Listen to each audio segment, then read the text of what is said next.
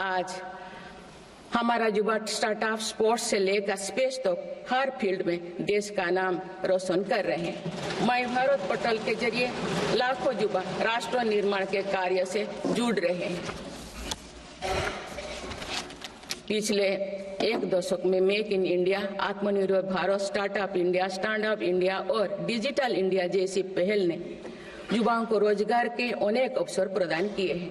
पिछले 2 वर्षों में सरकार ने रिकॉर्ड संख्या में 10 लाख स्थायी सरकारी नौकरियां प्रदान की गई। मेरी सरकार ने युवाओं के बेहतर कौशल और नई अवसरों के सृजन के लिए 2 लाख करोड़ रुपया का पैकेज स्वीकृत किया है। 1 करोड़ युवाओं के लिए इंटर्नशिप की व्यवस्था से युवाओं को ग्राउंड पर काम करने का अनुभव प्राप्त होगा। आज देश में 1.5 लाख से अधिक स्टार्टअप है जो इनोवेशन के स्तंभ के रूप में उभर रहे हैं। 1000 करोड़ रुपया की लागत से स्पेस सेक्टर में वेंचर कैपिटल फंड की शुरुआत की गई है। US world future skill index 2025 में भारत विश्व में दूसरे नंबर पर पहुंच गया है। यानी फ्यूचर ऑफ वर्क श्रेणी में एआई और डिजिटल टेक्नोलॉजी अपनाने में भारत दुनिया को रास्ता दिखा रहा है। ग्लोबल इनोवेशन इंडेक्स में भी भारत की रैंकिंग 76 से सुधरकर 39 हो गए हैं। माननीय सदस्यगण, मेरी सरकार राष्ट्रीय शिक्षा नीति के माध्यम से विद्यार्थियों के लिए आधुनिक शिक्षा व्यवस्था तैयार कर रही है। कोई भी शिक्षा से वंचित ना रहे, इसीलिए मातृभाषा में शिक्षा के अवसर दिए जा रहे हैं।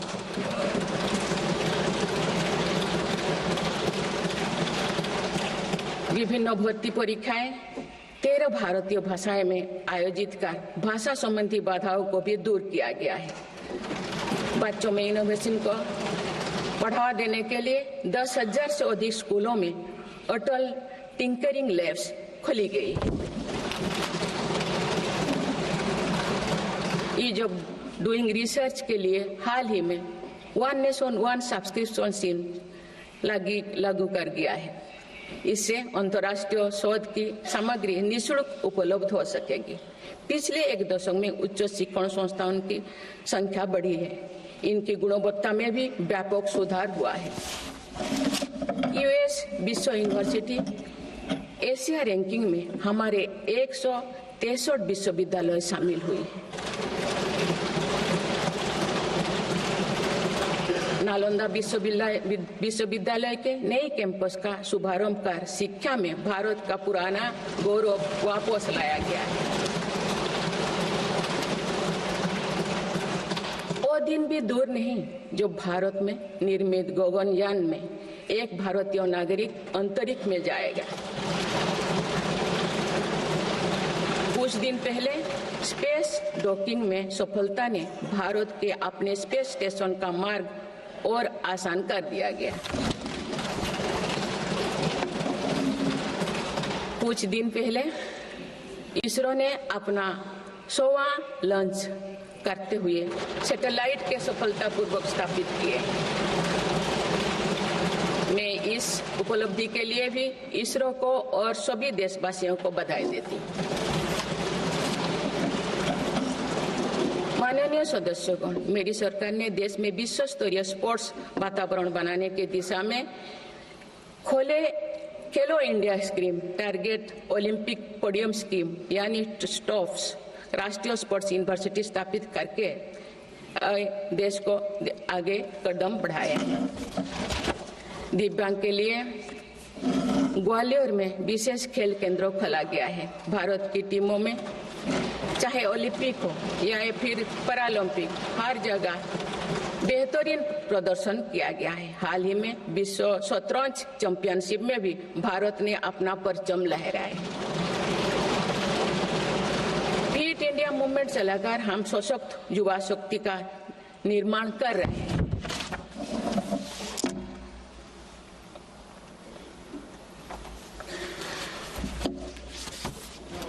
माननीय सदस्यगण, विकसित भारत के निर्माण में किसान, जवान और विज्ञान के साथ ही अनुसंधान का बहुत बड़ा महत्व है। हमारा लक्ष्य भारत को ग्लोबल इनोवेशन पावर हाउस बनाना है। देश के शिक्षण संस्थानों में अनुसंधान को बढ़ावा देने के लिए 50,000 करोड़ रुपया की लागत से अनुसंधान नेशनल रिसर्च फाउंडेशन स्थापित किया गया है। 10,000 करोड़ रुपया के लागत से विज्ञान धारा योजना के तहत विज्ञान एवं प्रौद्योगिकी में इनोवेशन को बढ़ावा दिया जा रहा है। आर्टिफिशियल इंटेलिजेंस के क्षेत्र में भारत के योगदान को आगे बढ़ाते हुए इंडिया AI मिशन प्रारंभ किया गया है। राष्ट्रीय क्वांटम मिशन से भारत इस फ्रंटियर टेक्नोलॉजी में दुनिया के अग्रणी देशों की पंक्ति में स्थान बना सकेगा। मेरी सरकार देश में बायो मैन्युफैक्चरिंग को बढ़ावा देने के उद्देश्य से बायो ई-ट्री पॉलिसी लाई है। ये पॉलिसी भविष्य की औद्योगिक क्रांति का सूत्रधार होगा। बायो इकोनॉमी का उद्देश्य प्राकृतिक संसाधनों का कुशल उपयोग करना है, जिससे पर्यावरण को संरक्षित करते हुए रोजगार के नए अवसर पैदा होगा। माननीय सदस्यगण, मेरी सरकार ने अर्थव्यवस्था को पॉलिसी पैरालिसिस जैसे परिस्थितियों से उबरने के लिए मजबूत इच्छा शक्ति के साथ काम किया है। कोविड और उसके बाद के हालात एवं युद्ध जैसी वैश्विक चिंताओं के बावजूद भारतीय अर्थव्यवस्था ने जो स्थायित्व एवं रेजिलियंस दिखाया है, वो उसके सशक्त होने का प्रमाण है। मेरी सरकार ने ईज ऑफ डूइंग बिजनेस को बढ़ावा देने के लिए कई महत्वपूर्ण कदम उठाए हैं। वन नेशन वन टैक्स की भावना के तहत GST को व्यवस्था लागू की गई है, जिसका फायदा सभी राज्यों को मिल रहा है। मेक इन इंडिया जैसी नीतियों के कारण आप बड़े ग्लोबल ब्रांड को प्रोडक्ट पर भी मेड इन इंडिया के लेवल्स देखने लगे हैं। माननीय सदस्यगण, भारत के छोटे व्यापारी गांव से लेकर शहरों तक हर जगह आर्थिक प्रगति को गति देते हैं। मेरी सरकार छोटे उद्यमियों को अर्थव्यवस्था की रीढ़ मानते हुए उन्हें स्वरोजगार के नए अवसर दे रही है। MSME के लिए क्रेडिट गारंटी स्कीम और ई-कॉमर्स एक्सपोर्ट हब्स सभी प्रकार के उद्योगों को बढ़ावा दे रही है। तीसरी कार्यकाल में मेरी सरकार द्वारा मुद्रा ऋण की सीमा को 10 लाख रुपया से बढ़ाकर 20 लाख रुपया करने का लाभ करोड़ों छोटे उद्यमियों को हुआ। मेरी सरकार ने क्रेडिट एक्सेस को आसान बनाया है। इससे वित्तीय सेवाओं की लोकतांत्रिक बनाया जा सका है।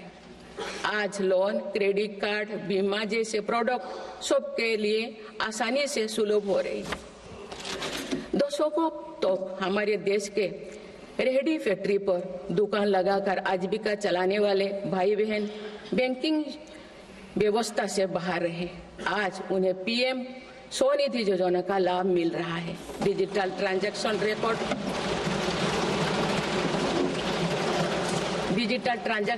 रिकॉर्ड के आधार पर उनको बिजनेस बढ़ाने के लिए और लोन मिलता है।